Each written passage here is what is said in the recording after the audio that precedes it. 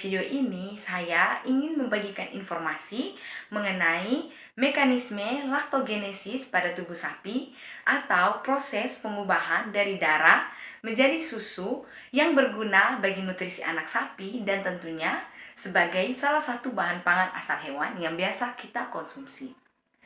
Proses laktogenesis ini terjadi di dalam ambing sapi, tepatnya di dalam sel alveolus. Alveolus dalam ambing sapi terdiri dari 4 bagian, yaitu pembuluh darah kapiler, sel sekretori, lumen, dan sel mioepitel. Nah, keempat bagian dari alveolus ini yang merupakan bagian-bagian penting yang berperan dalam proses laktogenesis. Proses laktogenesis terdiri dari 4 tahapan. Yang pertama yaitu filtrasi.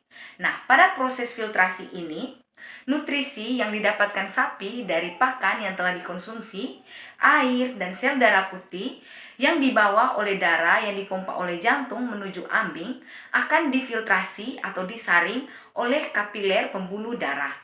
Kemudian akan memasuki tahapan yang kedua, yaitu tahapan sintesis.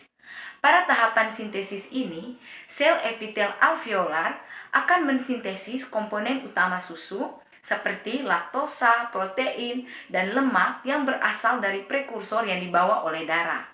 Kemudian setelah disintesis akan masuk ke dalam tahapan yang ketiga, yaitu sekresi. Nah, pada tahapan sekresi ini, komponen-komponen yang telah disintesis akan disekresikan menuju lumen alveoli. Setelah menuju lumen alveoli akan masuk ke tahapan yang keempat, yaitu pada tahapan pengeluaran. Setelah semuanya terkumpul di lumen alveoli, kemudian susu akan dikeluarkan melalui milk duct atau saluran susu yang akan terjadi ketika dilakukan pemerahan susu ataupun ketika anak sapi menyusu pada induknya. Selanjutnya, saya akan menjelaskan sedikit lebih detail lagi mengenai proses sintesis laktosa, di mana pengubahan dari glukosa menjadi laktosa. Nah, proses sintesis dari laktosa ini terjadi di dalam sel sekretori. Nah, proses ini dimulai ketika serat kasar yang dikonsumsi oleh ternak dari pakan yang diberikan akan difermentasi oleh mikroba di dalam rumen. Hasil fermentasi oleh mikroba ini akan menjadi VFA atau volatile fatty acid. Nah, volatile fatty acid ini mengandung propionat, asetat, dan butirat. Propionat kemudian akan disintesis di hati melalui proses gluconeogenesis menjadi glukosa. Kemudian glukosa akan diangkut oleh darah dan dibawa ke dalam sel sekretori. Di sel sekretori, 1 mol glukosa akan diubah menjadi galaktosa. Kemudian akan terjadi proses kondensasi antara glukosa dan galaktosa, kemudian akan membentuk laktosa susu. Selanjutnya, saya akan menjelaskan sedikit mengenai peran penting vitamin D dalam penyerapan kalsium dalam tubuh. Seperti yang kita ketahui bersama, kalsium merupakan salah satu mineral yang sangat penting yang diperlukan tubuh, terutama untuk perkembangan dan pertumbuhan tulang. Jadi, ketika tubuh kita terpapar sinar matahari, maka kolesterol akan diubah menjadi D3.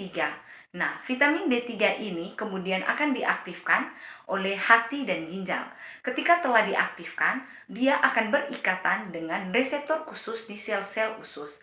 Nah, pengikatan dengan reseptor khusus di sel-sel usus ini akan membentuk protein yang disebut kalbindin.